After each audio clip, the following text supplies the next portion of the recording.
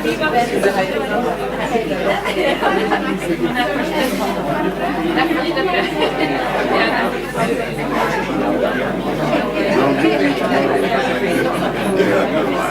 only came yesterday and the day before.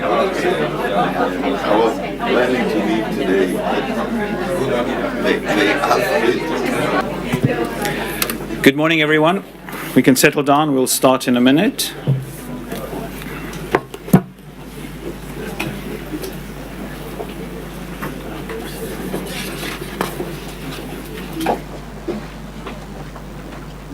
There's some seats in front here.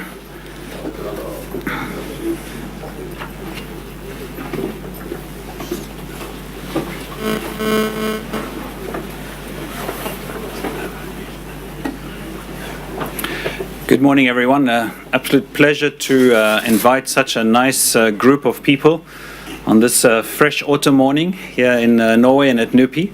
My name is Cedrik de Coning. I'm the head of our Peace Operations and Peace Building Group. And we have the pleasure this morning of focusing on Africa. Our topic for the day is Africa, the Way Ahead. We have two very interesting speakers with us. We have Moeletsi Mbeki. I'll introduce both in a moment, and Paul Simon Handy. And Moeletsi is an economist and a journalist, and I think he's going to give us more of an overview of the overall economic and social challenges and options and opportunities for the future. And Paul is more of a political scientist, and I'm sure he's going to focus more on the political and security issues. So I think the combination is ideal for us to get an overview and an overall impression this morning. So we're going to do the normal seminar style. Both Moeletsi and Paul Simon will make a presentation and introduce their sessions for about 30 minutes or so, and then we'll open up for a general discussion. We also have several colleagues of the Institute for Security Studies here this morning, who will also hopefully participate in the question and answer session, and I'll ask them to introduce themselves in a moment as well. Let me first introduce our two main presenters this morning. So we have Mr. Moeletsi Mbeki, who is a political analyst, an author and an entrepreneur, director of several companies. He's also the author of Architects of Poverty, Why African Capitalism Needs Changing. And he recently also edited a book, I have a copy here, Advocates for Change, How to Overcome Africa's Challenges. He's the deputy chairperson of the South African Institute for International Affairs, so our sister organization, although we don't have the same mother or father, but we have the same name, many of these institutes over the world. And he's also a member of the Executive Council of the International Institute for Strategic Studies. After returning to South Africa from exile in the 1990s, he was first appointed head of communications for the Congress of the African Trade Unions, COSATU, and media consultant to the African National Congress. Then we have Paul Simon Handy. Paul is currently the head of the Conflict Prevention and Risk Analysis Division of the Institute for Security Studies in Pretoria. He's a political scientist and has studied at the universities of Yaoundé, Berlin, and Leipzig, where he also obtained his PhD. He has published extensively on issues related to governance and state fragility in Africa, as well as the African Union peace and security architecture, and more recently on the foreign policies of selected African countries. Let me give an opportunity to my colleagues from the Institute for Security Studies to introduce themselves as well. Perhaps we can start with David. Thanks, Cedrik, and good morning, colleagues. Nice being here, as always. My name is David Sumenu. As you can see, I'm from a very colorful country, Benin, a peaceful one. I deal with the peace and security issues in West Africa, and lately I started looking at the Great Lake region and the Indian Ocean, particularly Madagascar. Thank you. Thank you very much. Solomon? Good morning to you all. I'm Solomon Derson, senior researcher with the Institute in the Addis Ababa office. I focus Thank you.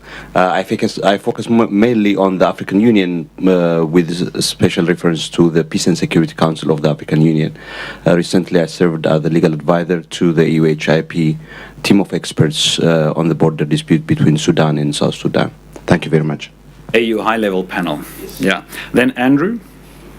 Good morning. My name is Andrew Satasamba. I am a senior researcher within the Conflict Prevention Program, and I focus on the Horn of Africa, particularly Somalia, the two Sudans, Kenya, and all of that. So I'm a very good friend to the Al-Shabaab. Thank you very much. And then Dimple. Morning, everyone. My name is Dimple Mutamai. I'm a policy analyst under the program focusing on Southern Africa. We do conflict vulnerability assessments of select Southern African countries, and I am to manage the difficult relationship with the Cedrik organ. Thank you very much. And last but not least, Gwinyai. Thank you. Good morning, colleagues. I am Gunyai Zinesa. I am with the same division. I focus on Southern Africa. I'm originally from Mugabeland, so Uncle Bob is my closest friend. Thank you very much. So then we'll start with our presentation. So first, if I can ask Mr. Mbeki to speak about challenges and opportunities for growth and development in Africa. Moeletsi.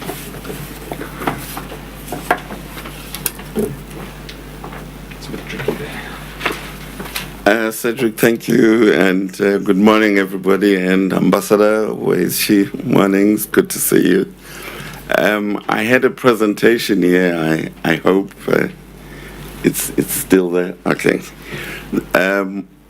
What I thought I would do is to try and speak about South Africa, or at least focus on South Africa. Hold on, before you go. That goes away.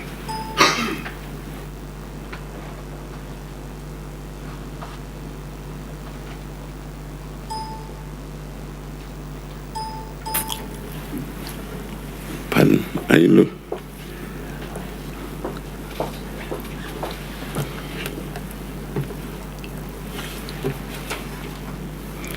I guess we should have tested this before. But anyway, what I thought I should do is to focus on South Africa. One of the things about African countries is that African countries are becoming more and more different. So it really is becoming more and more meaningless to talk about Africa in general.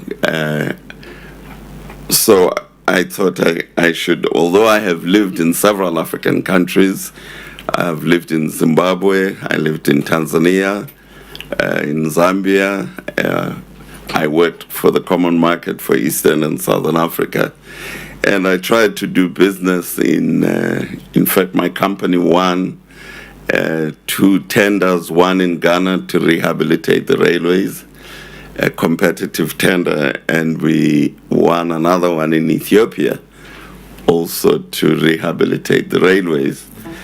But apparently we were supposed to make some offerings to the senior people in those countries, but we never understood the language of corruption. So I was, one of the things maybe the Institute of Security Studies should do is to do a dictionary of corruption phrases so that you can understand if you win a contract that is only the beginning. You have to, there are other steps that you have to take. So we spend a lot of money, but anyway, we learned a lot, although we lost a lot of money in the process. So that's why I thought it's a little easier for me to deal with South Africa because, well, first that's where I live, and South Africa is a very different country. One of the, just as a matter of background, while we're trying to sort out this, one of the most important things to understand about South Africa South Africa is the only country in Africa that does not have a peasantry. And if you look at, well, Mauritius is another one, but if you look at the African countries, the dominant populations in African countries are the peasantry who earn their living by working the land, either for commercial or for food for the families. In South Africa, the peasantry was destroyed by the mining industry and by the British at the end of the 19th century. So it's one aspect of South Africa that many people don't understand is the consequences. Are we ready to run? Okay. Okay. There is the consequences of not having a peasantry in an African country.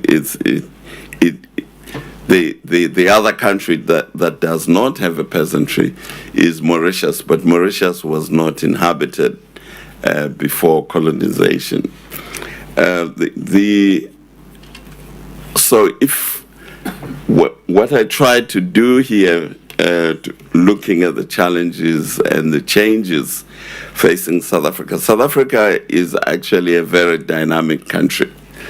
During the last 20 years, there's been enormous social changes in South Africa.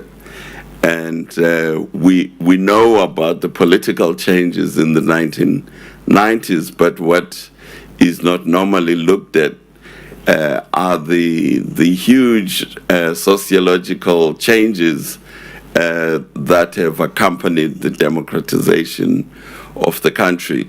So what I've tried to do here is to, in a very schematic way, to try and show you what are the social classes that make up the population of South Africa, the social classes today.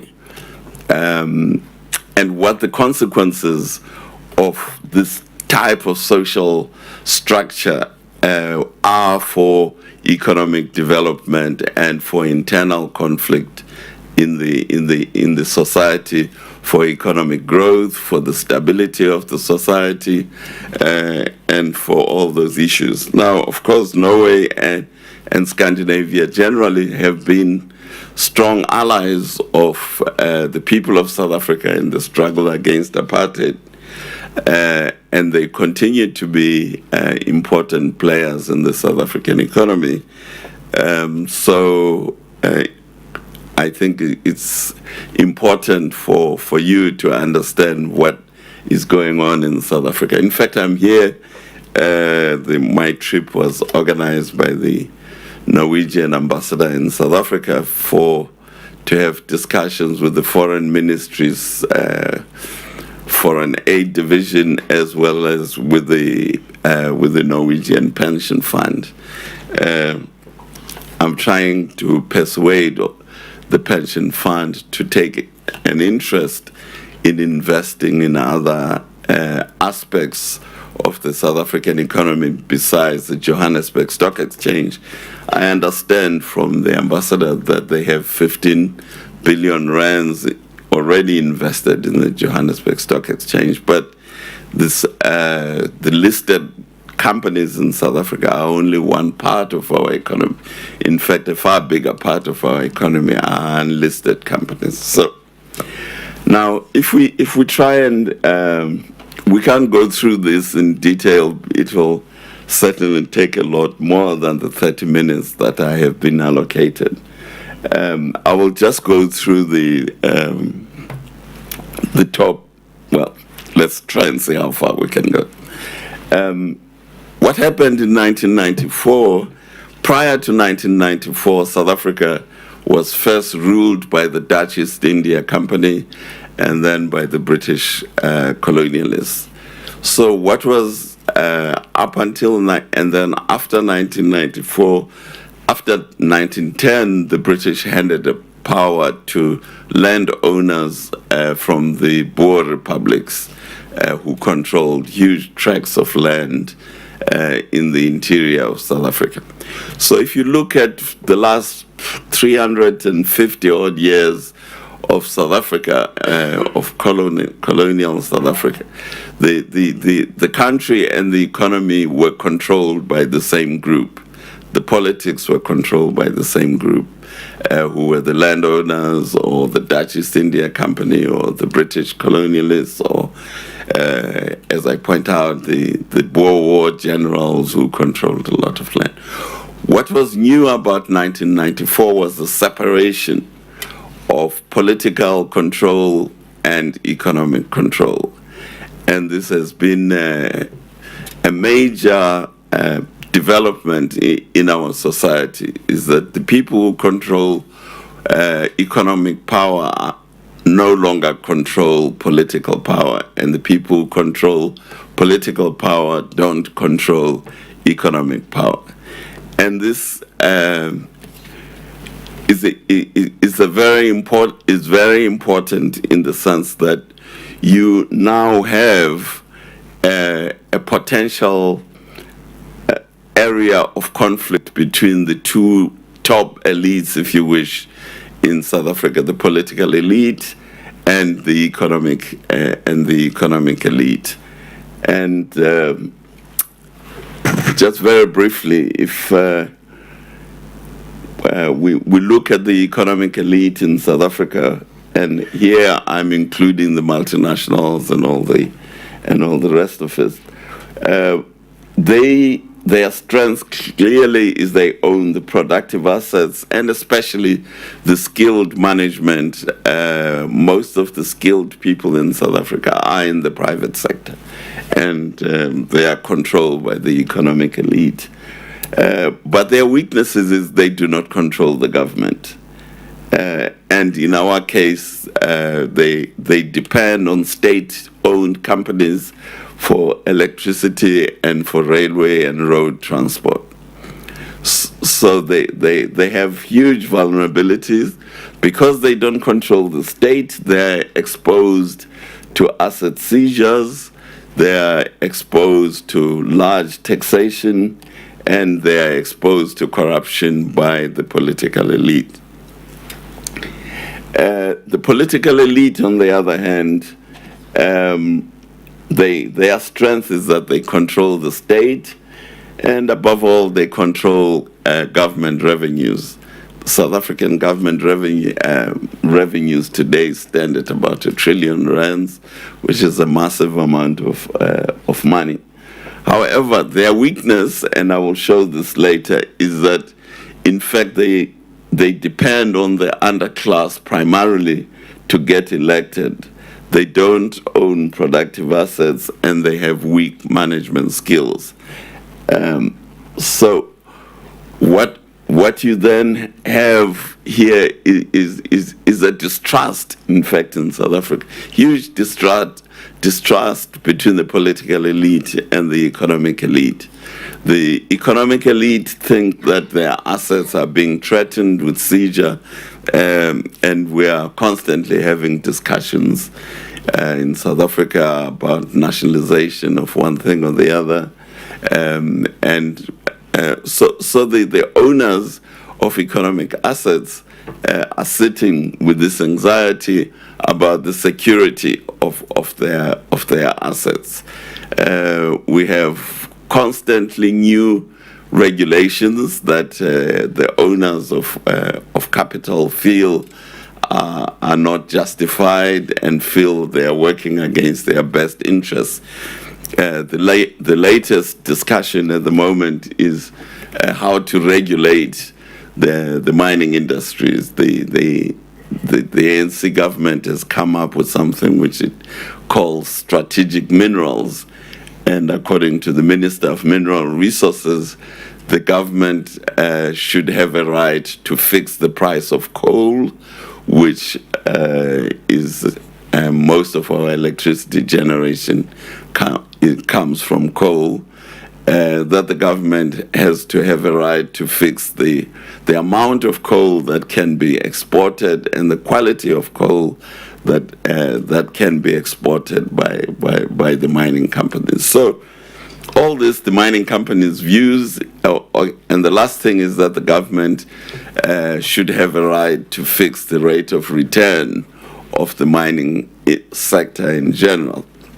So you can see lots of areas of friction between these two groups. One of the consequences of this friction between these two elites is a problem of economic growth in South Africa. I'm sure you have seen that South African rate of economic growth is much lower than in the rest of Africa, notwithstanding the huge diversity of our economy relative to the rest of the African countries. That's one part of our problem, is low investment. The other part of the problem is a huge accumulation of cash by companies, which of course is the other side of low investment. South African companies have massive amounts of money sitting of cash sitting in the banks, and finally the problem of capital flight. All this excess cash that is sitting and not being invested is prone to being taken out of the country, both legally and illegally. And of course, all these things converge together to give us probably the highest unemployment in the world. We have somewhere in the region of a third of our adult economically active population unemployed. So these are the challenges, if I go back to my topic, that South Africa is faced with. Now you can see these are not necessarily the challenges facing most of the other African countries. They're very much unique to South Africa. One of the interesting new developments in South Africa is during the struggle against apartheid, there was an alliance of the ANC, of liberation movements generally, with organized labor. Now you are having another center of friction between capital and labor, which is normal, but we're now getting more friction between organized labor and the government, which was their partner. One of the reasons, of course, is these two are blaming each other for low investment and high unemployment. The ruling party says it's the workers because of their huge wage demands and all the other demands that they make. The workers say it's because of the collusion between the ruling party and big business, especially mining. So this is another source of friction that you have in South Africa. You may have read about the current problems between the ANC, the Communist Party, and COSATU, the largest trade union federation. And finally, when you have a third of your population unemployed, you have in reality what is called an underclass. This is an American category, which I'm not quite sure that it is a proper description of this community. But however, you have a massive underclass in South Africa of people who actually never work. So we have a very low participation rate in our economy, labor participation. And so the challenge really that is facing South Africa today is how do we develop, how do we expand the industrialization of the country? How do we overcome all the obstacles that I have described? And there are many others that are obstacles to the industrialization of the South African economy that are leading to low labor absorption and to the low growth rates that we see in the country, which is why I was in Norway to try and persuade the Norwegian Pension Fund to look at non-listed companies, at new entrepreneurs, to look at funding the new entrepreneurs, because as I point out, we have a huge cash mountain, ironically, sitting in South Africa, but we're short of capital to fund new enterprises.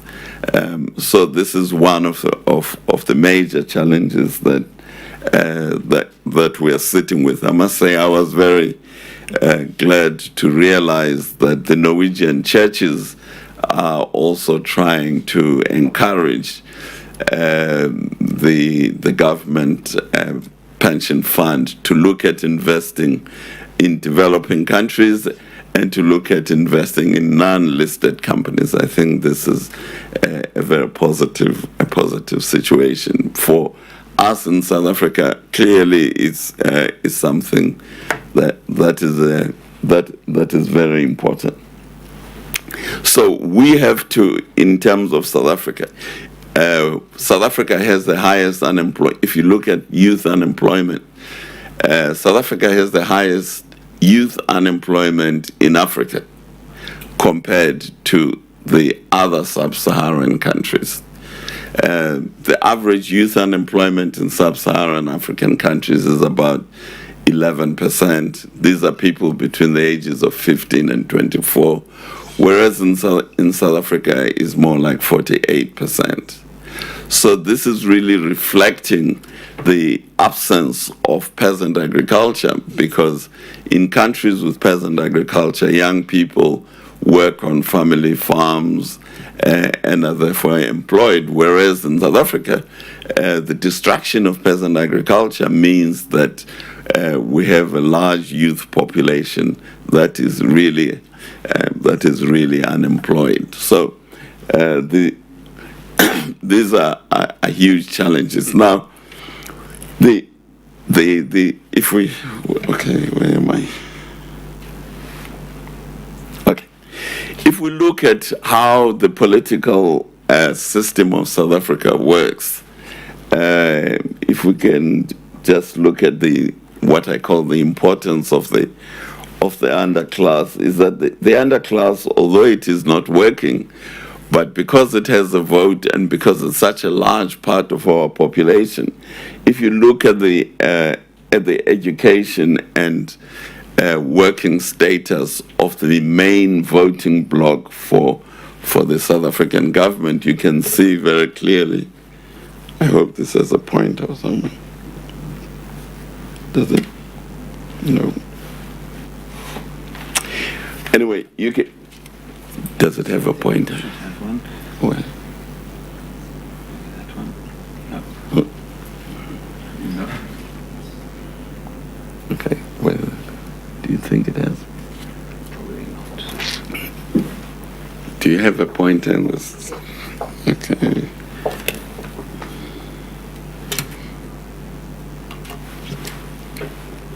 Where do I press? Okay, thank you. If you look at the working status of, this is the general election in 2009, you can see very clearly the single largest voting bloc in South Africa are people who do not work. And this is confirmed by this statistic, which is that people with no education and those who did not finish high school comprise 70% of the voters. And if you combine the people who don't work and the people who work part-time, you can see. Now, the challenge then for economic development of having a massive voting constituency like we have is that you have to create a welfare state. If you want to get elected, you have to provide welfare for this section of the population. So this is one of the huge handicaps that South Africa is faced with. We have to have very high welfare spending at the same time as we're having an economy that is not really growing. And this creates a huge amount of anxiety on the part of investors, both domestic and international, because they fear that South Africa's public finances one of these days are going to go haywire like the Greek finances did, and that this will ultimately then lead to even more conflict than you are having at the moment. If I can just very briefly, Cedric, please remind me about the time. 10 minutes. Okay. If I can just show you very briefly who really are the insiders and who are the outsiders in our society.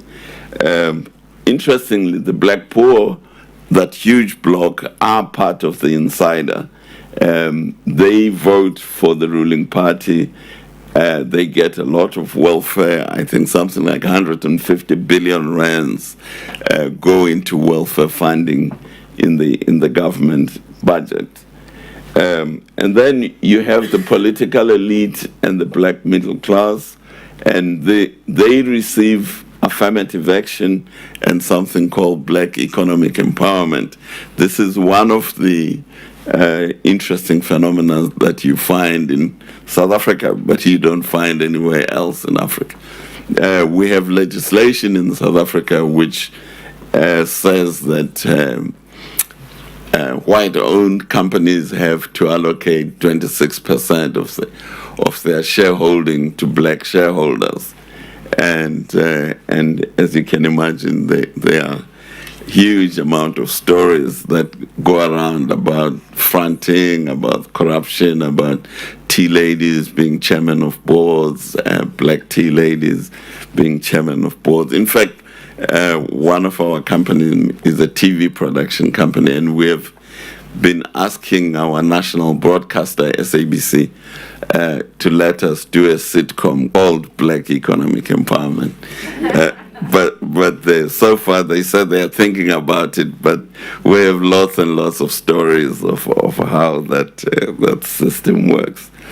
And then we have the big corporations, especially the multinationals and the mining and finance sector, which are the backbone of the South African economy. So if you are looking for what you can call a ruling alliance in South Africa, this is what the ruling alliance in South Africa looks like, which is a very unlikely set of bedfellows, but you have the black poor, the huge billionaires, and the black middle class. That is the ruling alliance in South Africa. But what is missing in that alliance, and which is very critical for the challenge of economic development, is organized labor and the local industrialists and the commercial farmers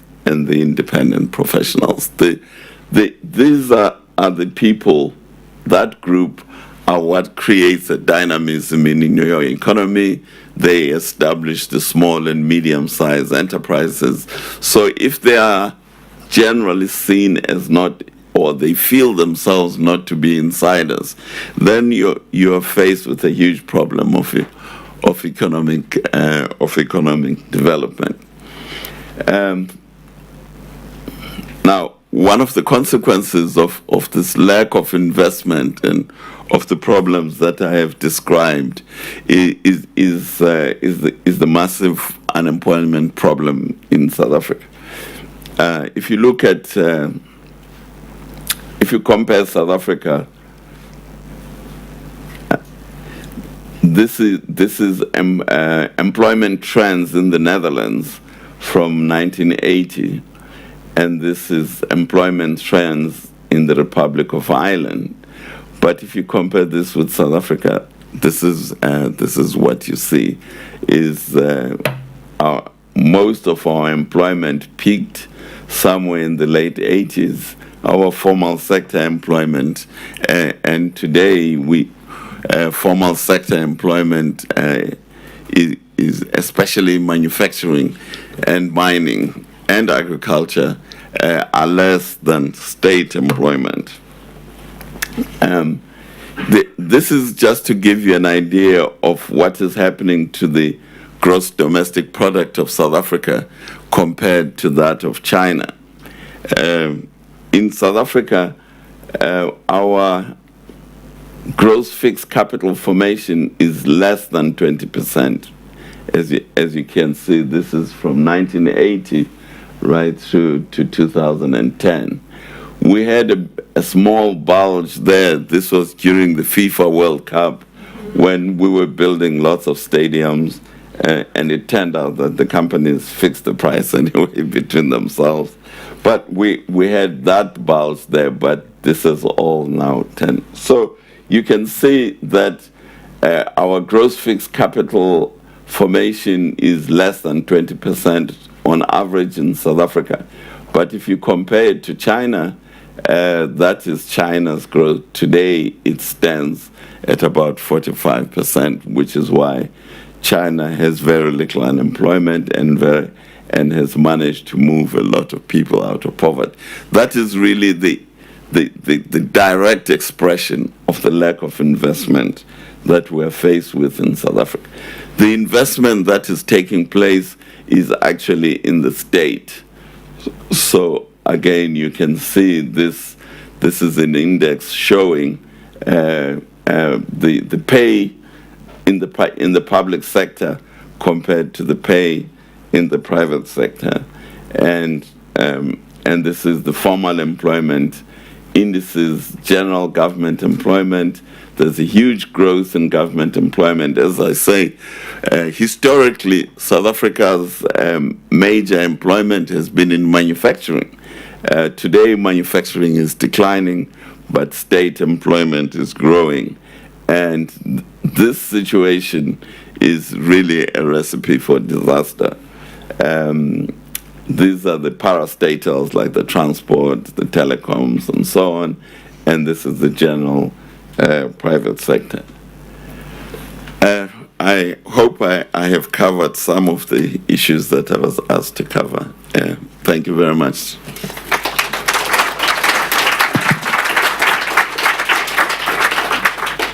Thank you very much, Moeletsi. And then we're going to ask Paul Simon Handy, who's going to speak about the security dimension of Africa's developments. Thank you very much, Paul.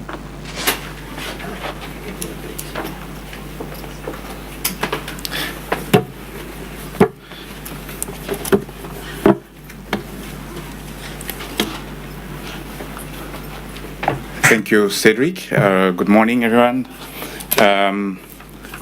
I am sorry, but after Moeletzi's speech, I will also use a PowerPoint presentation. I know that power corrupts, PowerPoint corrupts even more, but so listen to me, don't look too much at these devices that might corrupt you. I think it's quite good to go from the local experience of South Africa and to broaden the debate into the bigger perspective. What I'm going to show you is I'm going to talk about big mega trends. Moeletsi is right, it's difficult to talk about Africa as an entity. There are too many regional differences. There are too many differences even within countries, and South Africa is an excellent example of that. If you compare the province of Gauteng, which, if it was a country, would have been the 6th economy in Africa, and if you compare it to other provinces in South Africa, you have major differences. So we are quite aware of these differences. But what this presentation is trying to show is actually to give an overview of Africa's mega trend, where the continent is going, but particularly also what will affect instability in the continent. These the slides that I'm going to show you are based on findings of a project that we've launched at the Institute called African Futures Project. And we have a couple of publications that you can have on our website, the website of the ISS. And the main aim of this project is really to try and subtract major structural data about the mega trends of the continent, and also to try and contribute to the generalization of prospective studies in Africa. Africa still remains a bit weak in terms of perspective, and of course we also want to support policy making in times of change, because Africa is experiencing, as we'll see, very exciting times. The narrative about the continent is changing, but we know that there are still major challenges that remain. Africa is rising. Is it just a moment, or is it a momentum? The fact is that the growth in Africa has been relatively and surprisingly resilient and hopefully sustainable. So I'll also try to address the factors that drive or will drive instability at this period of change, and also how governments generally and regional economic communities react to these instability, current and future. We also think within this project that you can't talk about Africa's development without putting the continent in the global framework of GDP growth, globally, but of course also generally. What this slide shows is the history and the forecast of global growth, which has been basically on the rise from the 1960s to today, and it is at some point even doubling, sometimes every 5 to 10 years. The curve in Africa is slightly different, as you can see. After the independence in 1960s, we've seen actually a slight decline of this growth, of this GDP growth, culminating in the 70s, of course, the end of the 70s, the 80s, when we in Africa started having the experience of structural adjustment programs, and picking up in the 90s a little bit, despite all the conflicts that we know. Today, Africa's growth, we see the little dip during the global financial crisis, which Africa actually went through relatively well. It could have been worse. It's actually, as Africa resisted as a continent. Generally, there are differences relatively well. The current conflict characteristics in the continent, we've tried to address 5 major trends or characteristics of conflicts in Africa today. We have a clear changing patterns of conflict or instability that are driven by several factors. Some of them are that we have less and less, and we'll see it even later now, we have less and less open warfare, less and less civil wars, but more and more fluid, localized conflict, where insurgents are militarily weak, but they are factionalized, and their spoiling capacity, the capacity to do harm, is extremely high. And they tend to be more and more transnational as well. And actually what we had in Kenya recently shows that from local conflict we have more and more transnational connections. So the grievances might have a local origin, but can be expressed in a way that speaks to grievances elsewhere, and then create these transnational networks across borders. and their connections are higher, of course, helped by social networks. And so, to some extent, we can say that there has been a slight shift from this open warfare, to the contestation of very specific issues like elections. Elections are becoming, in Africa, and this is a trend, a time of violent contestation. And this is probably a trend that will have to follow in the future, because it looks like it will increase.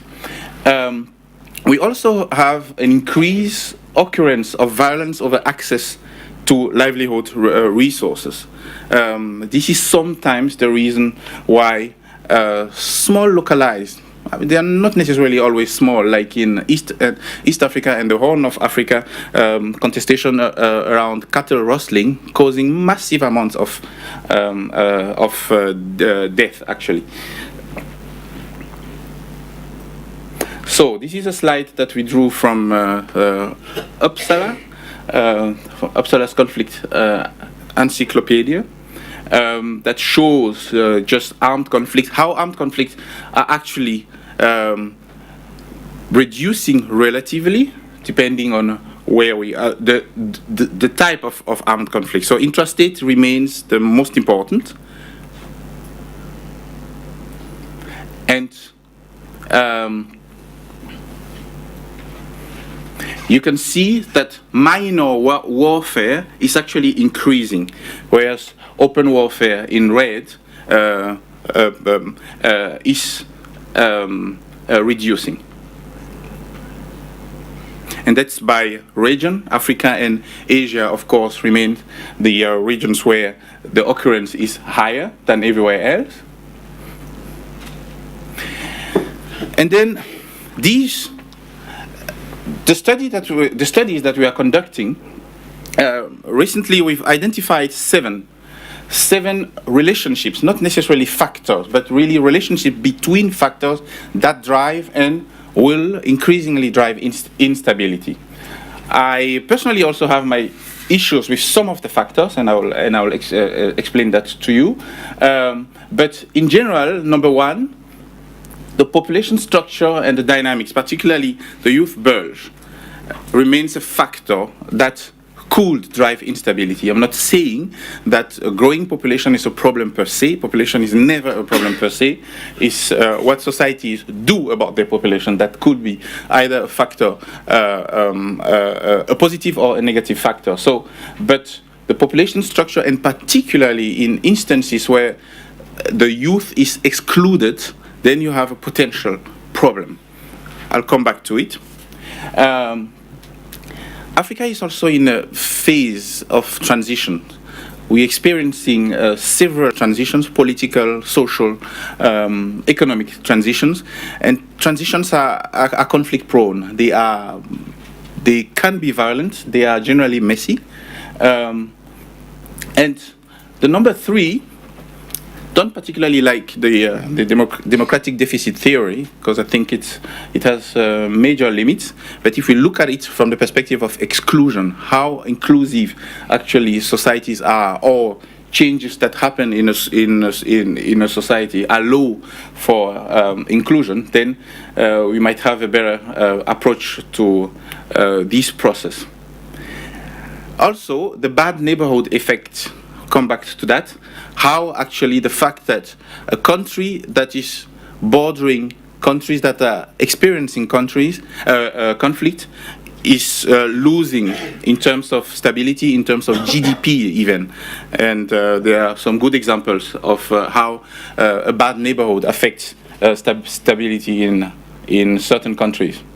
And of course also linked to it, the history of previous intrastate violence has a massive impact. And there's a big mantra of governance, of course. What is key in times of transition is, of course, the governance, the capacity to manage the changes. And generally failure there results in massive disruptions within the society. Sorry. And then, of course, we have the big relationship of poverty, violence, and instability. It doesn't mean that poverty leads to violence at all, but we know that generally violent countries have a level of poverty and exclusion that that has been seen for the last decades. Coming back to the point one, I'll go quickly to each of these points. That countries with large youthful populations suffering from widespread exclusion. So it's really the extent of the youthful population and the exclusion, as we saw, for example, in many northern African countries, that is problematic as such. And this is really data from research work done by the author you see cited there, Hendrik Oordal. So this relationship is quite important. It speaks to also a bit what Moeletsi was talking about here, the huge youthful population of South Africa and its relative exclusion from the job market. Certainly not excluded from the political game, but from the job market. And this is how this youth bulge percentage across African regions is distributed. As you see, it might decrease a bit in Northern Africa, slightly in Southern Africa, but generally it's relatively stable in other regions. Northern and Southern Africa are, of course, extremely different regions from the rest of the continent.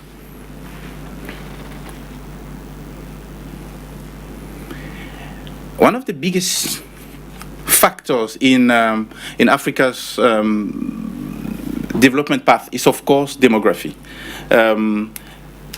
We've spoken about the youth bulge, but also these demographic tectonic changes actually also lead to a massive urbanization. Africa is urbanizing. Nothing particularly special about that, because the continent is catching up with other regions of the world. But the pace is huge, and anybody traveling to African capitals sees the impact of these massive urbanization and the difficulties that authorities have to manage the challenges that come from this rapid urbanization. So the management of urban spaces will probably be one of Africa's biggest challenges, and not just in capitals, because this urbanization is taking place across the board. Africa still remains extremely rural, but it is changing, and the fast demographic the fast demographic boom is changing these basic rurality of African societies. Transitions, of course, remain extremely unstable. Many African countries are neither democracies nor autocracies, so they are somewhere in between, and there's a flurry of concepts to describe these this kind of in-between situations. Some call them anocracies, or there's hybrid regime, or democracies with adjectives. I mean, there are many of them. The fact is, and there's a wide range of countries with extremely different characteristics. They are all at a stage of potential instability, because they are in between two states. Anocracies or hybrid regimes are generally unstable, extremely unstable, and of course, the more they are factionalized, the more the instability rises. This is the democratic surplus or deficit theory, which I personally have problems with. I rather speak about exclusion. It basically says that when a country reaches a certain level of GDP, there are expectations about the inclusiveness of its institutions. So it's so some countries are supposed to have a certain democratic deficit because the democratic supply is much lesser than what levels of GDP should have lent to expect, and others have a democratic surplus. But this theory is based on an assumption that is challenged. That I don't necessarily believe in. Is the assumption that there's a threshold for a country to democratize, and this threshold is if a country reaches a GDP of a certain level, then the country has to democratize. There are so many countries, even China is challenging the empirical evidence in China doesn't necessarily, and in many other countries actually. So these connection, these factor can be challenged, but I rather look at it from the perspective of inclusion, how inclusive countries are, rather than how democratic or not they are. This map shows some conflict hotspots in the continent. Not necessarily all of them, because it just shows it from 1989 to 2010. So there are some that are missing. But basically, it says, and this is these are findings from the World Development Report in 2011. Basically saying that a country making development advances loses some levels of GDP every year because of the bad neighborhood. And Tanzania was one of the countries that were analyzed in the framework of this World Development Report. And if we look at all the hotspots in the continent, generally, these is somehow confirmed that bad neighborhood, as well as in the next slide, the history of conflict can influence a country's GDP. Then, of course, there's GDP, and of course, we all like to compare South Korea and Nigeria to see how the GDP's development has evolved over the decades since the 1960s. But actually, the interesting story behind is just to show how single commodity dependence can be detrimental to a country's development.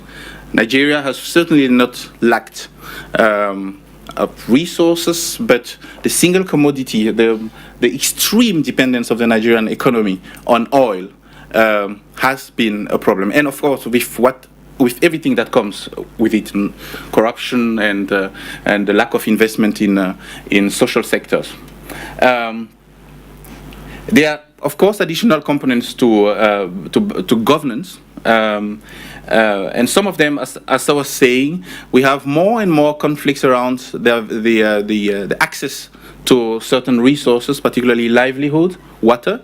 The management of water will become a source of not necessarily conflict as people think, but also of cooperation. Despite the disputes between Ethiopia and Egypt, we know that, and what we see generally is that we have more cooperation actually than conflict over that. But it has the potential to, of course, unfold in a different way. And of course, the scarcity of productive land can also be a problem, but as we know in Africa, it's not always the scarcity that's the problem, but the lack of exploitation of that. And of course, the role of women, particularly the advancement, the proactive advancement of women, of the majority of the population, is also a problem in many countries. Now to talk about the last series of factors: poverty, violence, exclusion.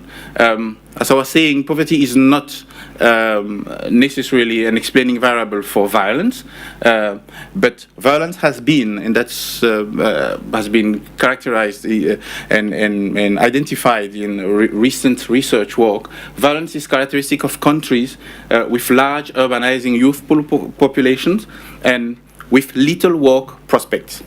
So, and of course, the higher the rate of urbanization, the higher the likelihood of social disruption. So when we look at the demographic structure in Africa, then we have a small problem there, clearly. A small problem because it's a challenge, and it's a challenge for the governance of our countries.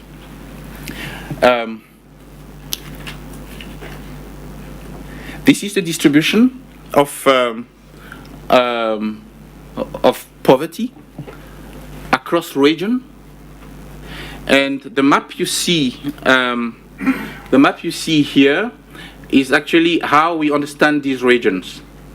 This is a decision we took. You'll see that our Democratic Republic of Congo is a Central African country. It's not a SADC country. And that countries in East Africa don't also comprise Rwanda and Burundi. There are, as you know, many other regional classifications, so we had to take a decision on where we locate certain countries for the purpose of this research. And it affects, of course, the graphs and so on, because if you put the Democratic Republic of Congo in Southern Africa, that it changes massively the picture, both of Southern Africa and of Central Africa. So, as we see, generally, Central Africa remains the region of the continent with the biggest challenge in terms of managing or reducing poverty.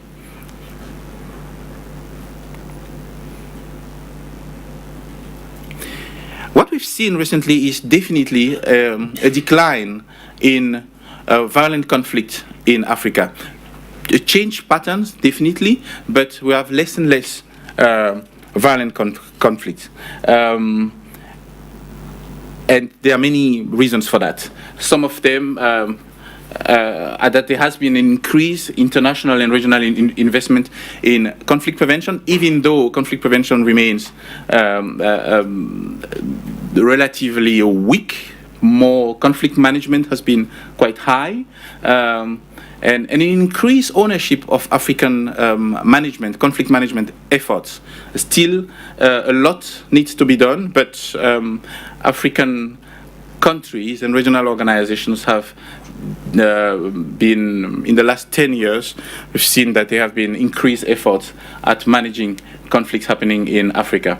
There has been a progress as well in international rule of law and in internalizing universal norms. Okay, I've written the ICC here, maybe a bit untimely, but as we all know, Africa was decisive as a group of signatories, of member state signatories of the Rome Statute. Africa has, I think, 30, more than 30 countries that are signatories of the Rome Statute. It might change in a couple of months, but let's just wait and see. In any case, and of course, investment both in the private sector and in the aid industry. There's a huge debate about the use or whether or not development aid is useful for Africa. And of course, an important factor for Africa's development has been recently has been the rise of China and of emerging countries. These has been critical, not only economically, but even strategically and geostrategically. The rise of emerging countries has completely changed the fortunes of many African countries.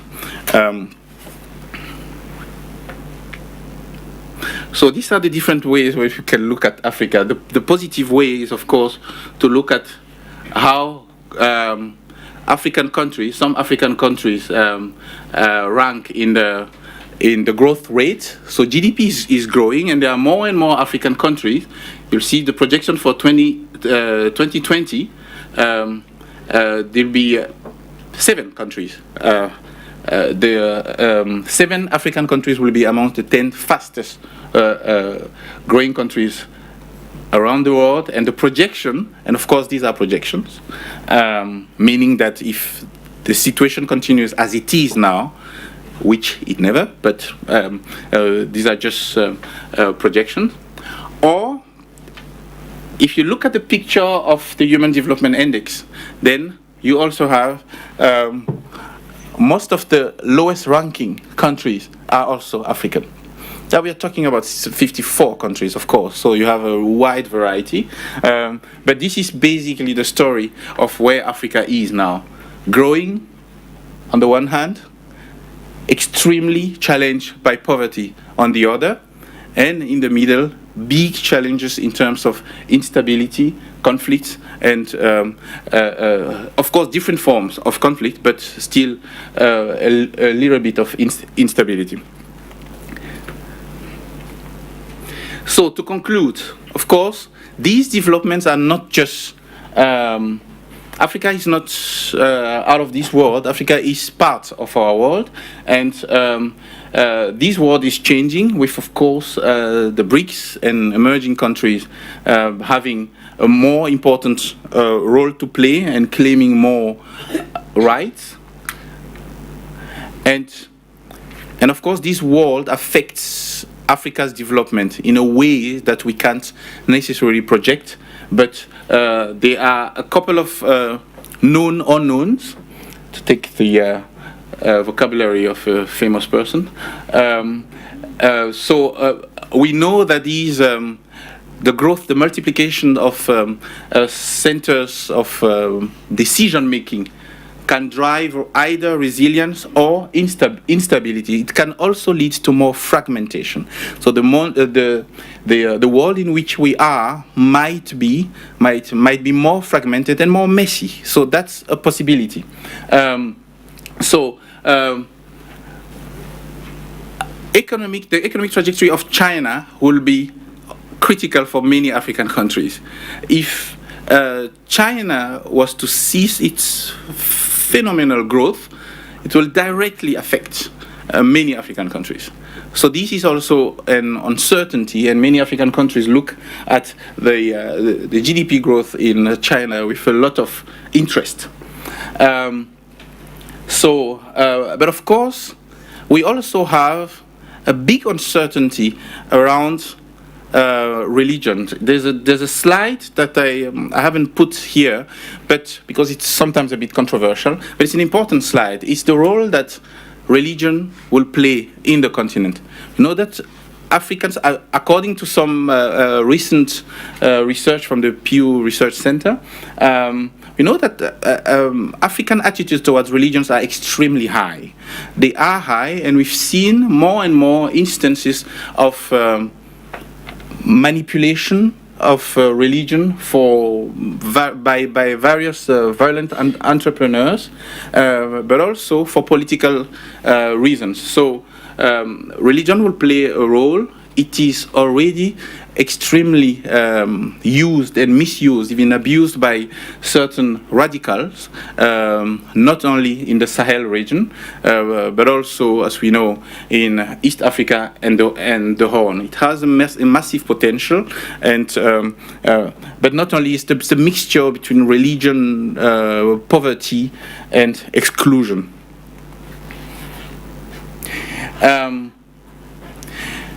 One of the findings of this research is that violent conflict will continue to happen in particularly fragile countries, poor countries, with weak governance, previous experience as these, all the factors that we've mentioned, weak governance, previous experience of armed conflict, the spillover from the bad neighborhood, and of course the youth bulge. Youth unemployment or youth exclusion will be critical. And of course, we have the big challenge of the management of urban spaces. In general, internal warfare is decreasing and will be decreasing, but different patterns of contestation will emerge, and some we don't even know how they will look like. This is how warfare is distributed according to region. So, just to summarize, Africa will continue, many African countries will continue to require assistance in various areas, including conflict management, although we've seen a lot of homegrown efforts, but they are not enough, as the conflict in Mali just reminded us recently. It is extremely, and it will remain extremely difficult to mobilize political will for conflict prevention. Conflict prevention is just too invisible. It doesn't give a lot of political reward. It's more interesting for actors to invest in conflict management, to be seen to be doing something when there's a crisis. It's more expensive, but it's probably sexier than conflict prevention, which is completely invisible. And different to much of the developed world, Africa still needs more government than less government, definitely. We need better government, but certainly stronger government, not the mantra of less state. Of course, a better state, a more responsible state, and not just a repressive machine. Because we locate the biggest problems of Africa now in the realm of a delayed state formation process, state building process. So what we see in Africa is a state building process that is messy and conflict prone. But the conversion of the African development trend now, the growth of GDP into a job creating growth is the biggest challenge, because, as you know, the youth remains the one that requests a bit more inclusion.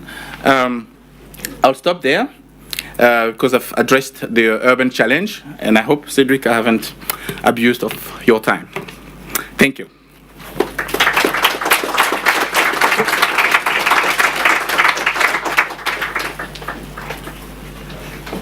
Thank you very much. I'm going to ask Moeletsi and Paul Simon to sit in front here so they can face the questions we have in mind for them.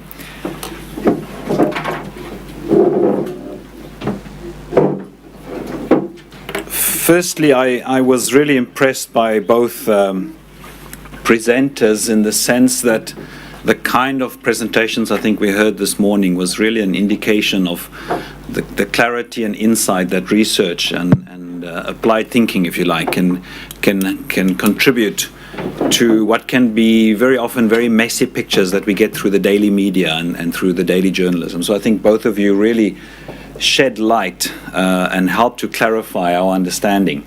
That simple table that Moeletsi put up on the social structure of South Africa, I've never seen something which to me so clearly explained some of the social factors in South Africa. I thought that was very, very sharp and very, very useful. I'm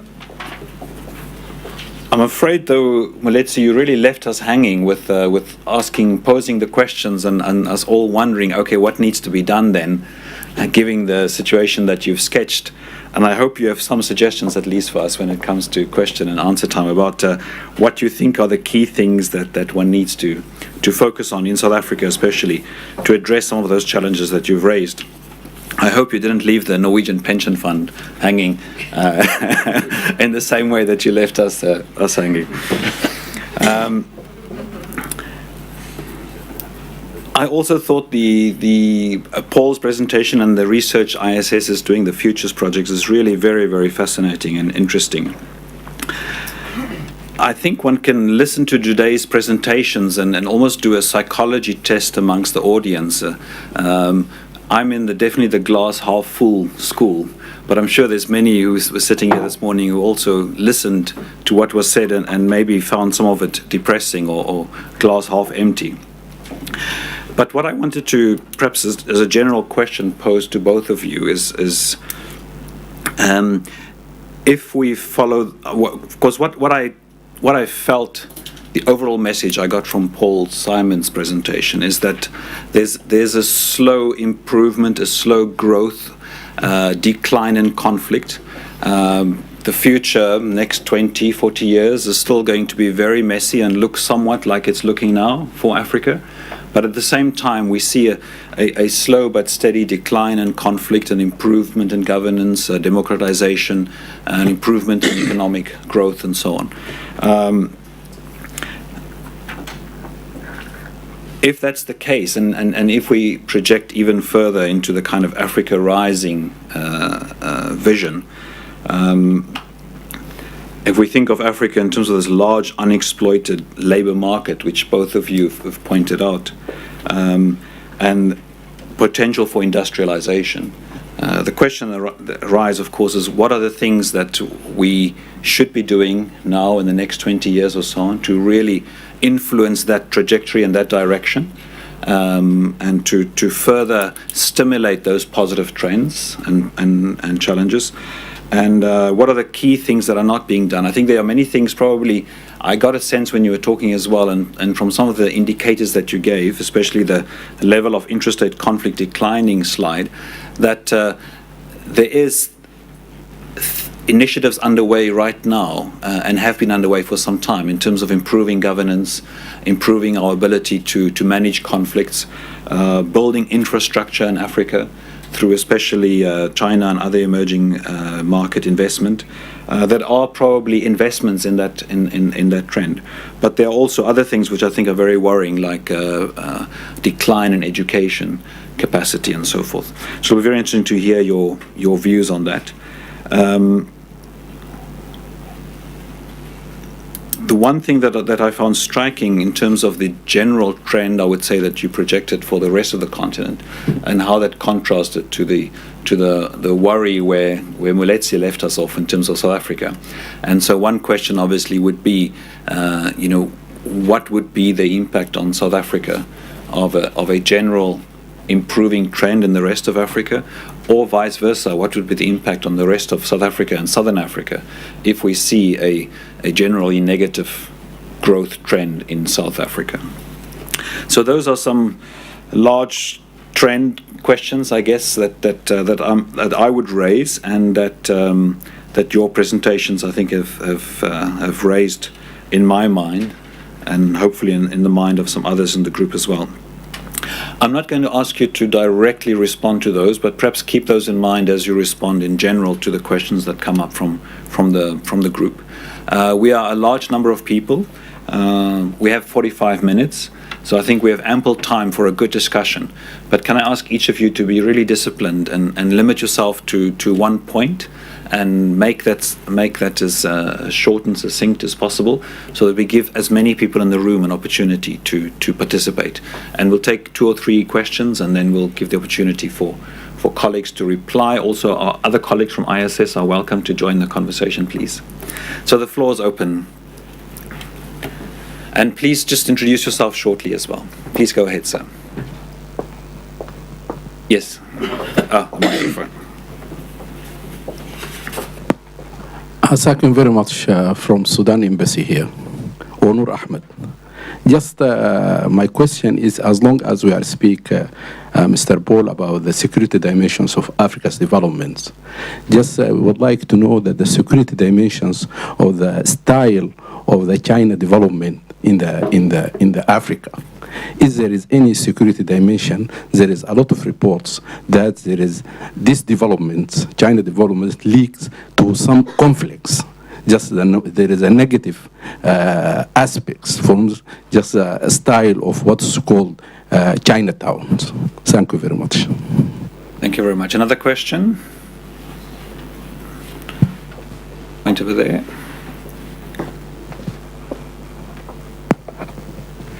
My name is Ambrose Awisi. I'm working for ESS, a Norwegian company that we are currently actually working on expanding in East Africa. Now, I realized in the course of my work that there's a great challenge with the youth in Africa or even Uganda, where I come from specifically, they have this attitude of get rich quick. So that attitude is actually blocking them from actually being job creators to job seekers, where they want to get a job where you immediately have a car, a nice house, big salary. So this is one of the biggest challenges actually for the youth, that if we're able to solve this attitude and actually make them think about working hard as well to make money, we will really solve a greater problem in Africa. So my question to you is, how can we solve this problem? Are we doing something about it? Or if we're not doing something about it, what can we do about it? Thank you very much. Anyone else? Question over here.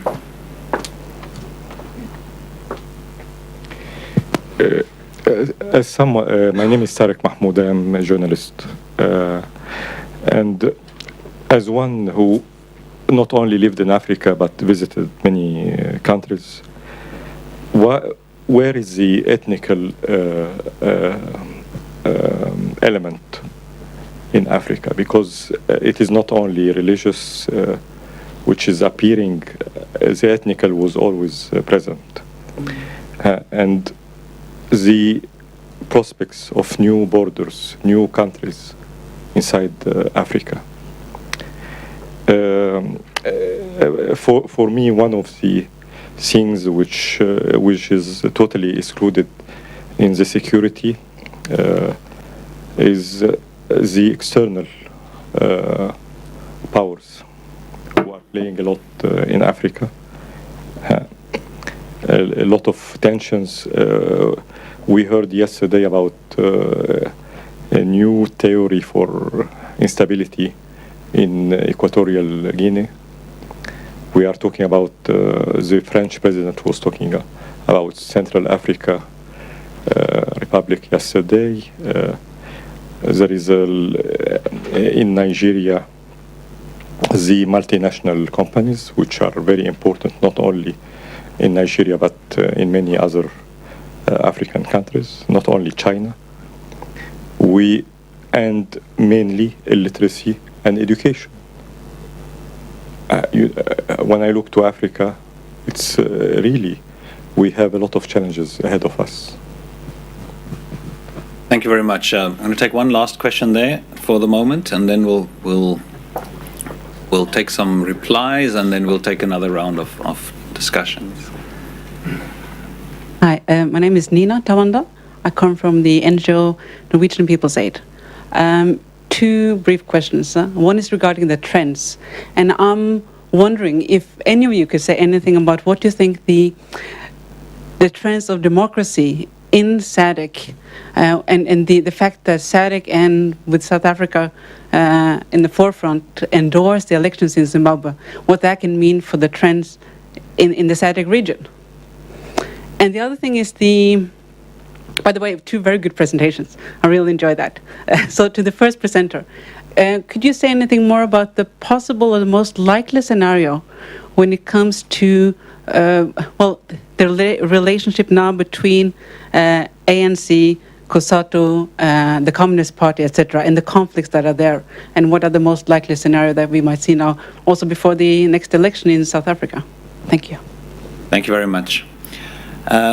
Let's ask our presenters to respond to those questions, and then we can take another round. Anybody would like to start? Okay, let me start then with the last question. The trends of democracy in SADC. I think this is very worrying. The issue of the Zimbabwean elections. Zimbabwe has actually been rigging the elections since 2000. When MDC was formed and fought the first election it fought was the constitutional referendum, which was, I think, in February 2000, where it won that particular election. Now, I think at the time, ZANU-PF and Mugabe's view was that MDC would never win against them, so they didn't have to rig the elections, they didn't have to prepare for that outcome. However, when the outcome did come, they quickly moved to dismantle the commercial farming sector. Now, the commercial farming sector in Zimbabwe at that time was very critical because the farm workers were voted for MDC. And many of the farm workers were involved in trade unions, in workers' committees, and so on. So MDC was their party. Since then, elections in Zimbabwe have been rigged in one form or another. In fact, there's a report that was prepared by 2 judges from South Africa, which was sent to Zimbabwe for the 2002 election. And the South African government has been refusing to release this report, which obviously shows what happens now. So this is a very problematic trend. There is an election coming up in Angola, and of course elections in the DRC, and so on and so forth. So this is a very problematic trend. ANC, COSATU, SACP, well, in my view and in many people's view, this partnership worked very well during the anti-apartheid struggle, but was bound to unravel after.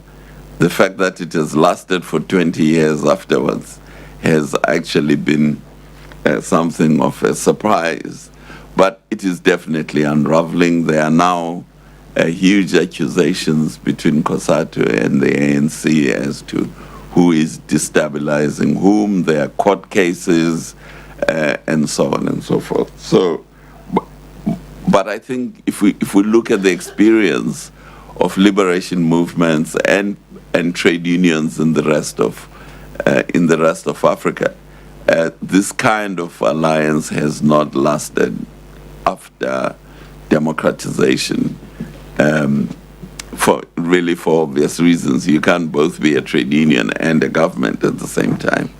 It's not. And in South Africa, I think the Communist Party is, for practical purposes, completely dormant. It's just a faction within the government. So the main players in that alliance are the ANC and the trade unions. And the trade unions are now splitting between one group, a lot of them from the public sector, who are in favor of continuing in an uncritical way with the government, with the ANC. And then you are having another group, especially from the manufacturing sector, who are much more critical of government's performance. They have attacked the National Development Plan and are very critical of the education and service delivery. And one of the things about South Africa, which there was a study done about 12 years ago by the Norwegian Institute of Applied Social Science on the black workers. And they showed very clearly that there's a huge number, our large unemployment puts a big burden on the working members of the family. So you have a lot of dependency. So what this actually means is that in real terms, the standard of living of the working black worker does not increase, even if their wage increase, because they have to distribute their income back to this large number of family members who they support. So the question of what to do, as I pointed out, South Africa has to absorb. We can't go back to agriculture because the peasant family structure was destroyed by the migrant labor system. So we can't go back to agriculture. So we have to move forward to urbanization and more industrialization of the South African economy. So the reason really, as I said, why I'm here is because our capital in South Africa, because of the friction between the elite groups, is locked up, either dormant inside the country, sitting in the banks, or being taken out of the country. But we need to develop new small and medium enterprises. So we have to, in the meantime, look at countries which are have large capital surpluses, like Norway, to try and fund the emergence of new small and medium enterprises. Okay. The question of conflict, well, I think I'll leave these issues to you. On the issue of the get-rich-quick attitude, I think the get-rich-quick attitude is actually a factor of lack of development. If people feel they have no opportunity whereby they can build their career, so whether there's corruption or there's poor economic growth, lack of economic diversity, so what happens is that you then get into this rich-quick mindset, which then dovetails with crime and those kinds of activities. So the solution to the get-rich-quick problem, there really is only one solution, is whereby if you look at your lifespan over, say, a 70-year, you can see that if you go to college and you study and you acquire certain skills, you will get a job, you can build a career, there is a fair labor practices whereby you can build your career, and you are not going to be discriminated against because of your religion or of your tribe or all those factors, and your ability is what will carry you through. I think where you have such an environment, you don't get these psychologies of instant miraculous solutions that you find. China in conflict, I don't really think myself that China contributes to conflict in Africa, but I may be wrong. As was pointed out, actually China contributes to economic development in African countries, and unlike the colonialists, the Chinese don't take Africa's resources at gunpoint, they buy them at world market prices. So I don't believe China is the source of our problems. I think, yes, I think we should regulate the Chinese more, but then we should regulate the Americans more. We should regulate Chevron and Shell Oil, how they're exploiting the Niger Delta and how they're polluting the Niger Delta. So they have to be, the foreign companies have to be regulated in Africa. Now, the lack of regulation is not because of Exxon or Chevron or Shell, it's because of the failure of the Nigerian government. And we have to face that. The African governments are failing in their responsibility to protect the environment in Africa, to protect their populations, and so on. Thank you very much, Moeletsi. Paul Simon? Yeah, thank you. Thank you, Cedric. On China, I tend to agree with Moeletsi. I don't think that China is more problematic than anybody else. Actually, it's quite surprising sometimes when speaking to some Western representative in Africa trying to advise us how cautious we should be with China. I think that's sometimes a bit far-fetched. I mean, China is an actor with its own interest. China is not in Africa for African interest. It's there for Chinese interest. And that's not even bad.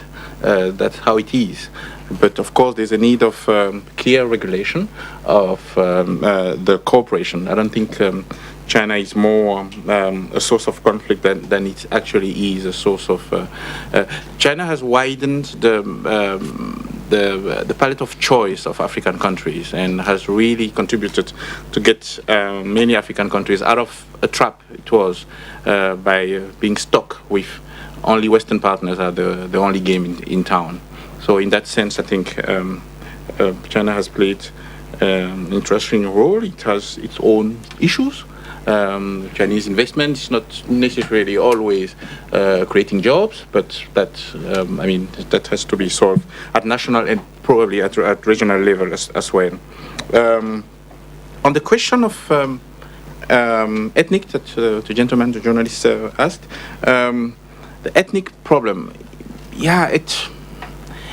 ethnicity is there. It's part of the African society.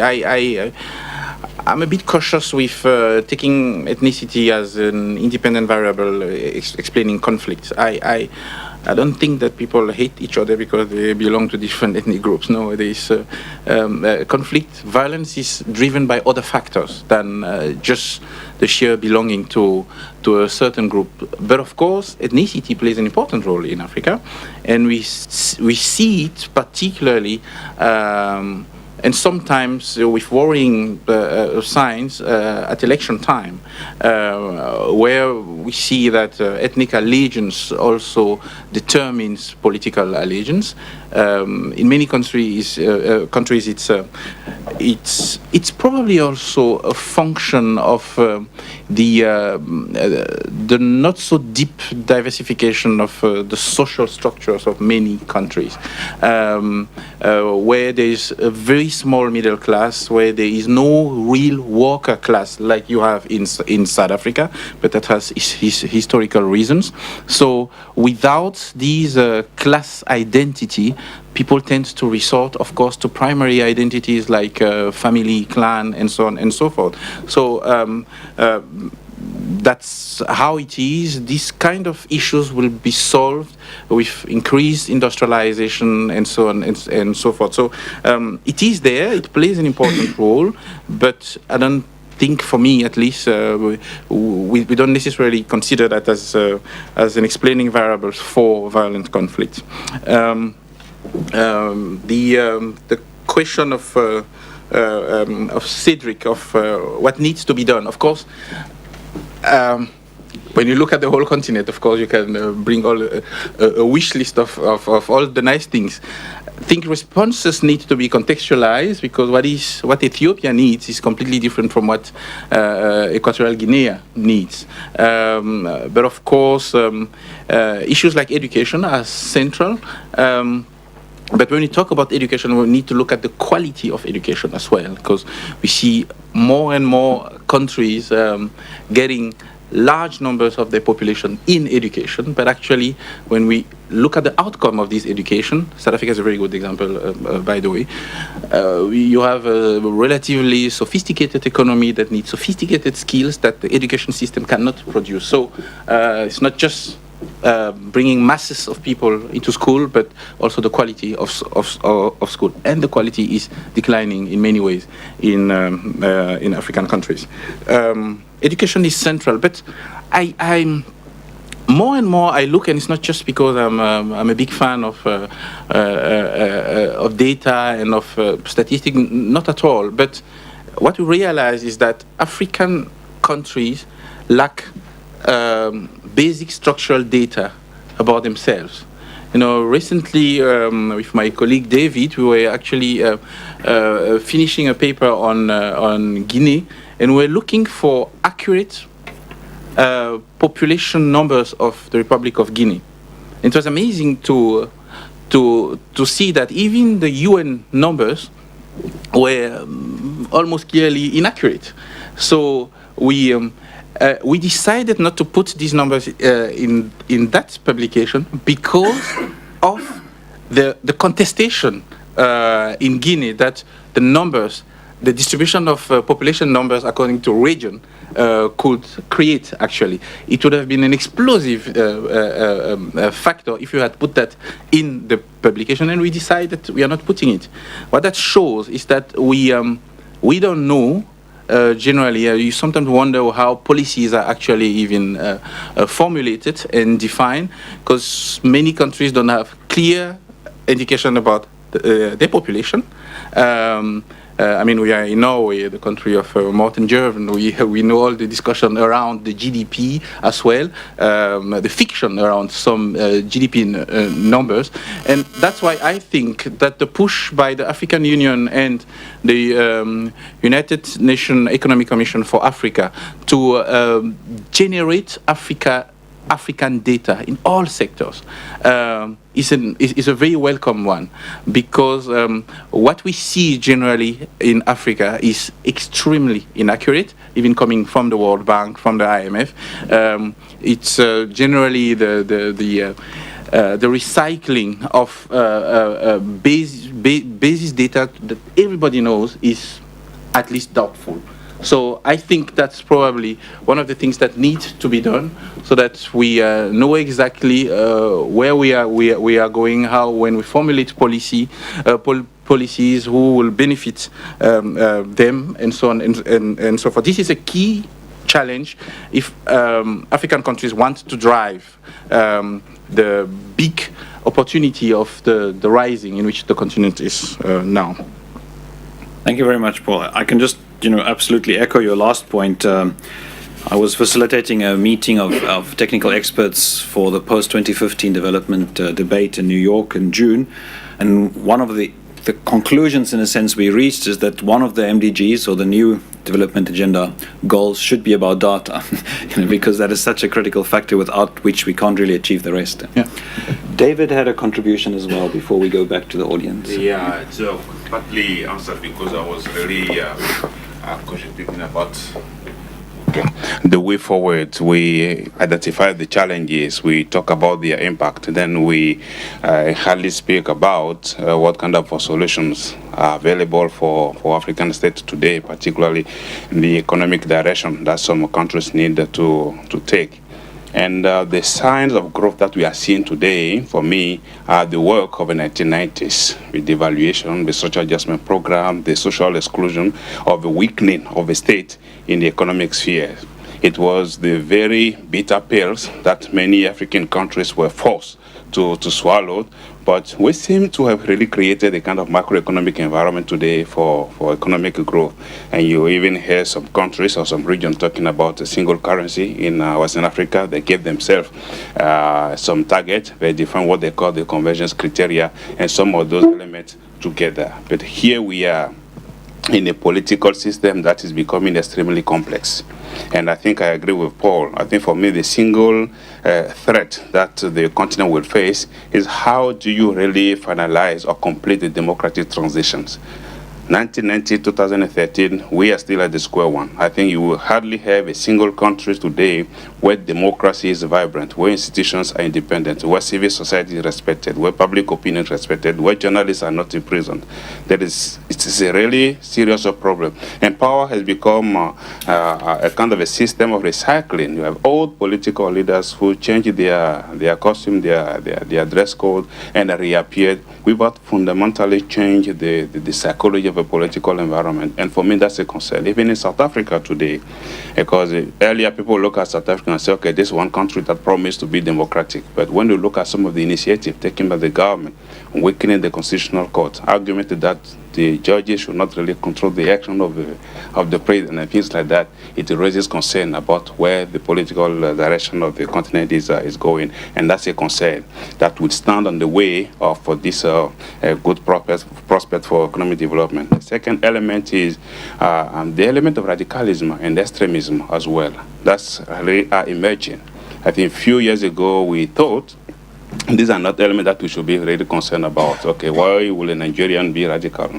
Or why will I find the radical element in Guinea or elsewhere on the continent? But today, because of a structural condition that you have, and I like the idea of people wanting to get rich quickly, I think that opportunities are there for the youth to take advantage of it. So in that context, I think there is a need for a very comprehensive approach. I think some people invest in heavily in their military equipment, others invest in socio-economic development element, but all that need to be structured to respond to the challenges. And we always have this argument: Africa is rising, there is optimism, there is hope, but for who?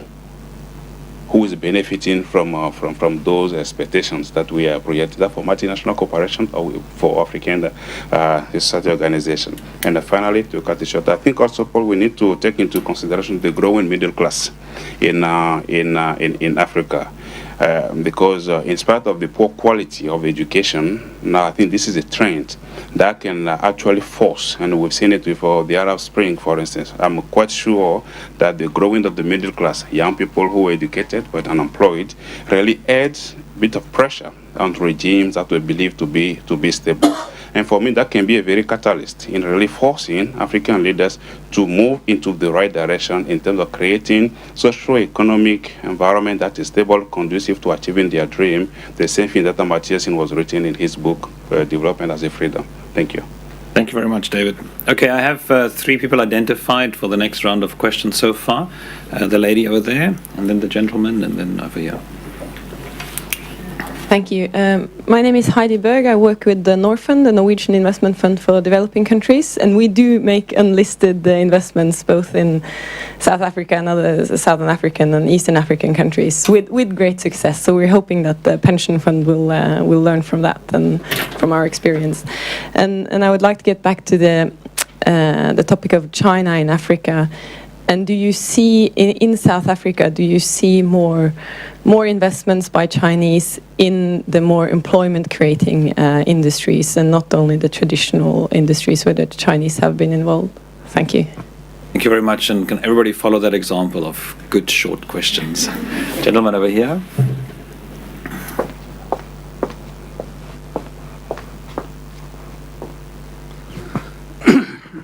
Thank you. Thank you for the excellent presentations.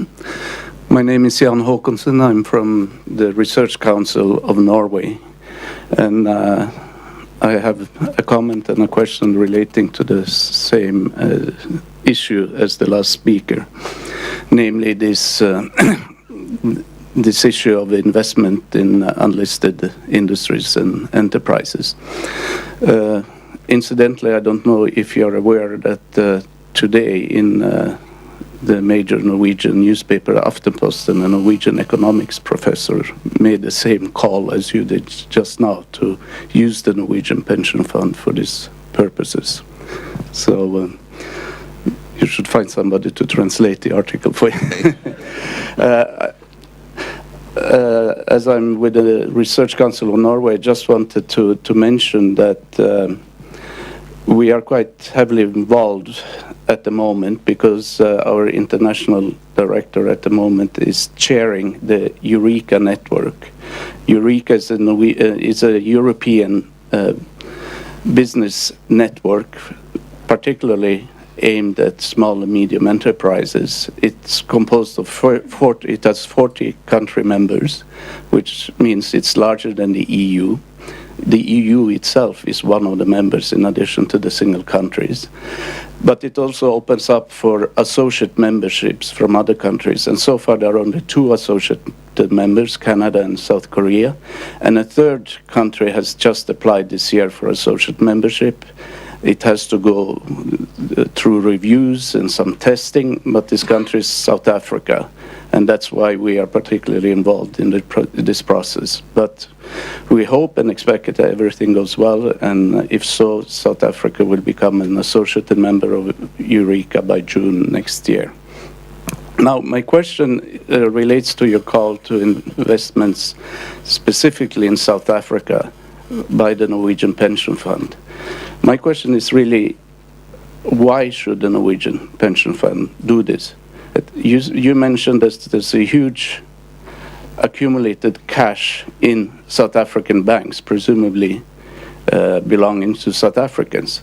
Now, if the South Africans themselves do not want to invest in these unlisted industries, why should the Norwegian pension fund do it that have a mandate to maximize returns, hopefully within certain ethical frameworks, but that's their mandate. So why should they do something that South African capital owners do not do? Thank you very much. The gentleman over here with the blue jacket.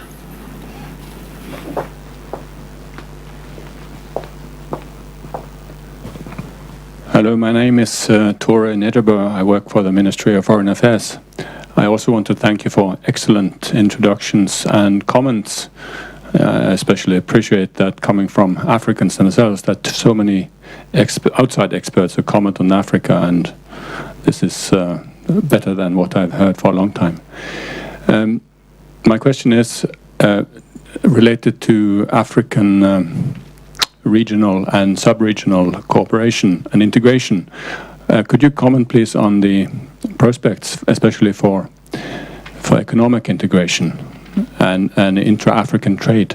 Thank you. Thank you very much. Lady at the back there. Thank you. I am Huyam Haji from the Tunisian Embassy. First of all, I would like to thank you for thank first of all NUPI for the organization of such a seminar. I have just few small time, but really this is not the first time to be present in something that you organize. Then I would like to thank all the speakers. But I have a comment, a short comment. Africa, we have a whole continent which called Africa, and as I understand of your seminar, you take South Africa as a case study, and I hope that will be the beginning, because there are many countries to speak about. I don't have a visa to speak on behalf of other countries, but I speak on behalf of my country. I think that we have many challenges, our own challenges, internal challenges, but we have external challenges which we consider them as the common challenges with the international community. So I think that in the future we can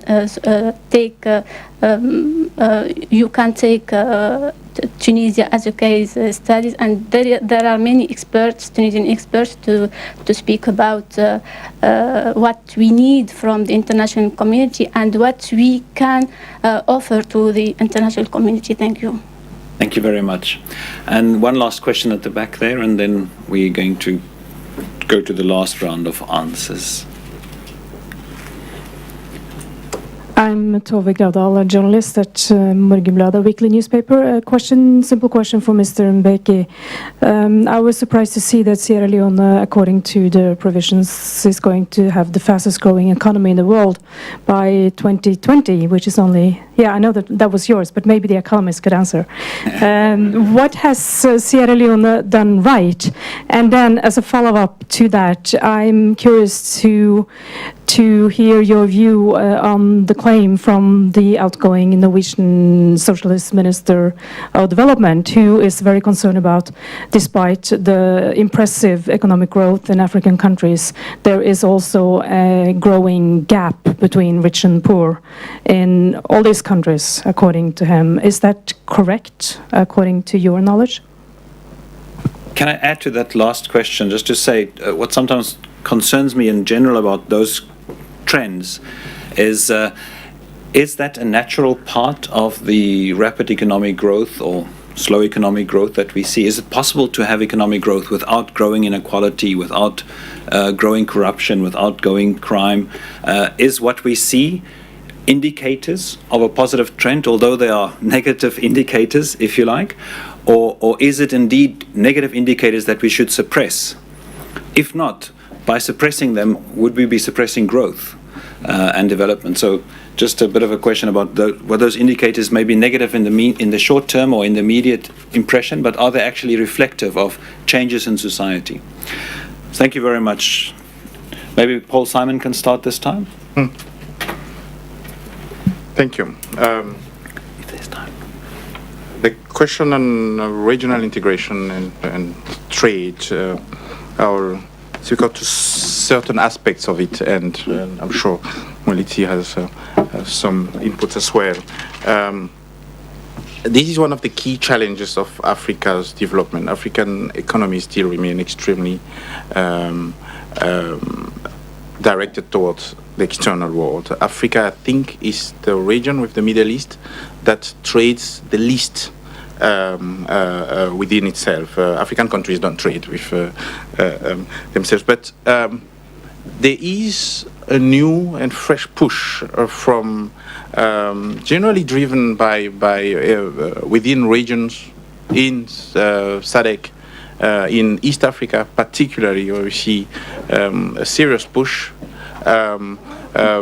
You know about the whole tripartite debate linking COMESA, SADC, and the East African community that could generate a certain potential, but there are still many challenges, because these regional integration, of course, is the end stage of the end stage of a process.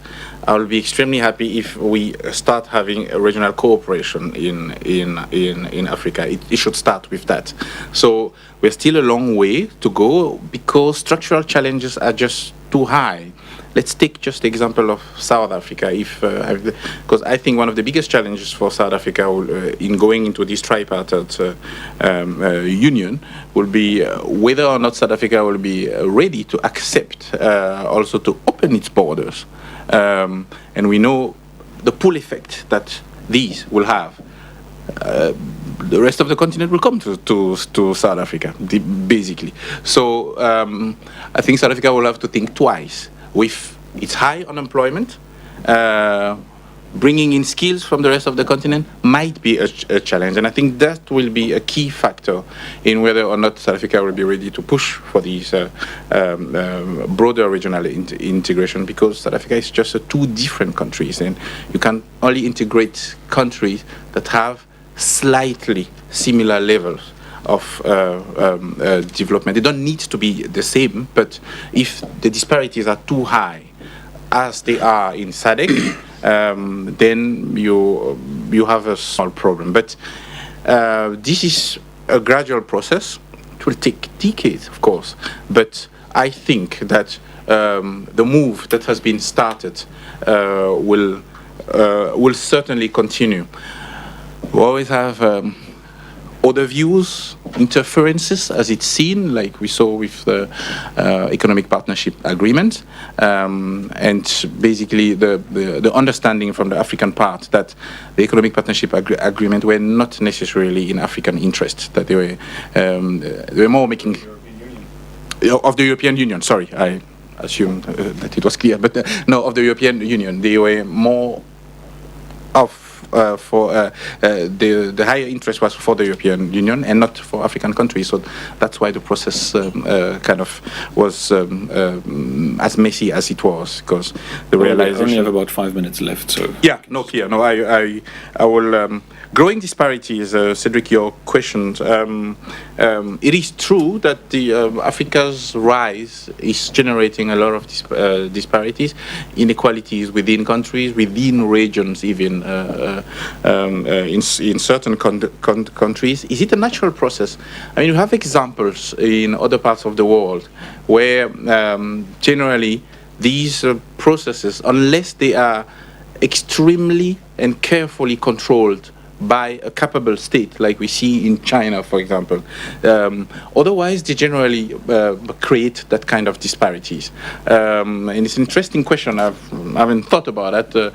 If we apply our minds on these disparities, is it going to stop growth? Good question. I don't have an answer. Maybe Moeletsi has. Moeletsi. Okay. First, on the question of North Fund, I would like to hear more about it. So maybe during the break we can have a discussion. why should Norway or the invest in South Africa when South Africans are not investing in it? Well, the reality is that we're talking about very many different players. The reason why certain companies are amassing their cash, for example, the mining companies. Mining companies are mining companies. They don't do anything else. They don't make shoes, they don't make clothes, but we need to create jobs in making clothes and in making shoes, because that's where you can have small businesses develop. So the fact that the mining companies are not investing their money in mining doesn't help me to start up a shoe business or a TV production company and so on. So that's why, even if they were investing their money, I would still need the venture capitalists or whatever they're called to help me to start a shoe manufacturing. So that is the reason why I am here. On the question of regional integration, yes, I agree with what Paul Simon says. There's lots of problems of political will also in regional integration. I was once employed by COMESA to come up with a program on how to use the mass media in the COMESA region to promote intra-COMESA trade. And the project, which is where I think the wrong starting point started, my consultancy was paid for by UNDP. So for starters, they didn't put anything on the table, the countries. So UNDP put up the money. They put up the money for 2 years. I did the job in 9 months with the journalists in the COMESA region, the editors and so on. We came up jointly with a strategy in 9 months. So I was seconded from the newspapers in Zimbabwe. So the Council of Ministers said, no, you stay there for the rest of your 2 years, notwithstanding that we had recommended that there should be an establishment post of an information officer. Because, to use mass media, you need people with a network, which takes many years to develop that network. Somebody working on a consultancy for 9 months or whatever is not a solution to that problem. So this was in the 80s when I worked. Anyway, so I left to go back to my newspaper in Zimbabwe. About a year ago, I met the Secretary General of COMESA. This is now 20-something years later. So I asked him, by the way, what happened to my report about creating this information? Oh, he says, yes, it is still gathering dust on the shelf. So, at least he was honest. So that's one of the dynamics of the regional cooperation. But one of the big problems is the lack of diversity of the African economies. The biggest regional traders in Africa are Mauritius and South Africa. Why? Because they have very diverse economies. Mauritius is a massive importer, for example, of cotton and of raw cotton from the rest of Africa. But it's a massive seller of clothes to the South African market, for example. So you find that the more diversified the economy, and Europe can attest to this, the more intra-country trade that you have. So we really have to work on diversification of the African economies, and of course on infrastructure. Many African countries are landlocked, so you need railways in particular that work efficiently, that are well maintained, that are well managed, and in general railways in Africa are incredibly badly managed. Sierra Leone, sorry, that was, he said this, so I can't comment on what's going on there. The issue of inequality, I think inequality is a very complex issue. Yes, you have certain stages where you have growing inequality. I mean, if I look at my own country, South Africa, you can see the Gini coefficient is going up in South Africa. But at the same time, we do need the more highly skilled people who earn more than the large pool of unemployed who is there. So this will show, it will appear in the statistics as growing inequality. It looks negative, but it's not. It's that we are not doing, we need to do more to uplift the poor rather than to suppress the income of the teachers, the architects, and all the other people who are now a bigger group in the economy than they were under the apartheid system. Thank you very much. We're in injury time, so I'm going to ask Andrews and Solomon would like to make a contribution. 1 minute each, as short as you can, please. Thank you very much. Just a quick one on the Chinese question. It's not necessarily on the conflict aspect, but one thing we've noted, particularly with the Chinese companies and their involvement in infrastructural development in Africa, is that sometimes they muffle the multiplier effect that you really get in the economy. The assumption is that once you start constructing, you create jobs. You invest in the economy, so there's that multiplier effect in the economy. What we are seeing is that apart from sometimes the short-term quality that we get from some of these Chinese companies, they bring a lot of workers from China.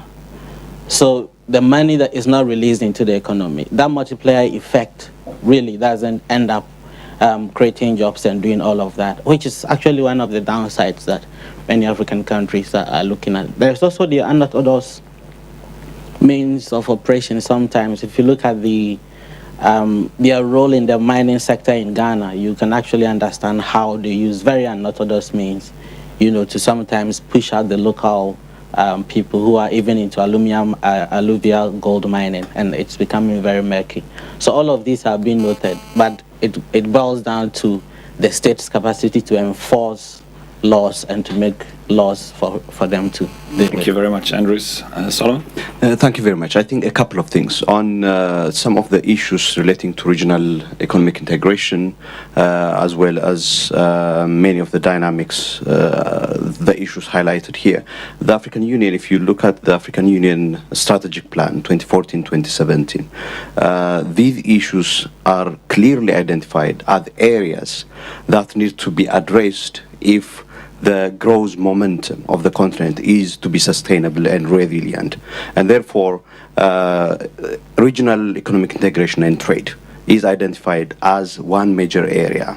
And in this context, factors that limit and inhibit regional economic integration and trade have been identified, including, as Moeletsi said, industrial diversification, which is low, and therefore there is nothing to trade practically between African countries without industrialization, and therefore the need for industrialization.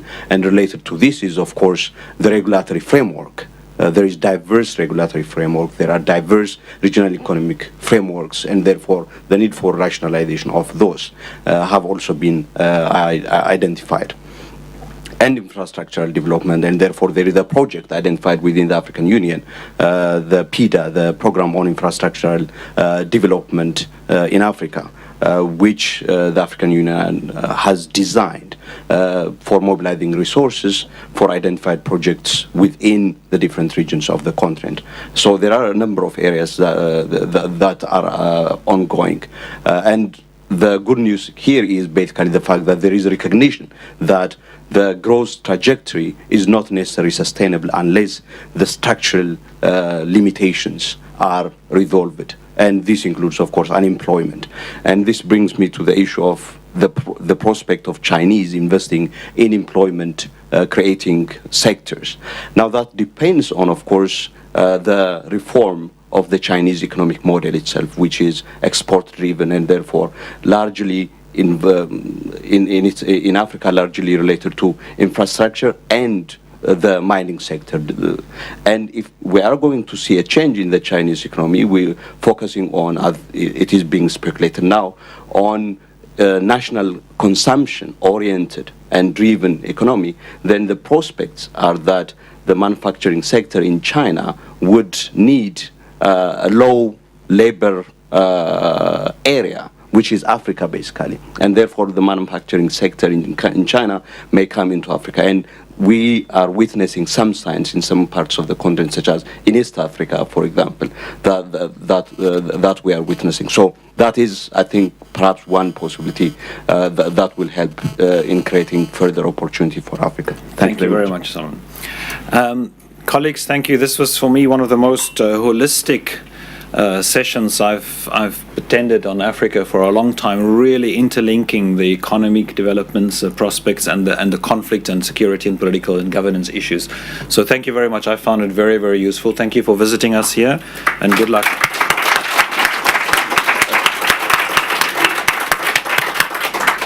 Thank you very much.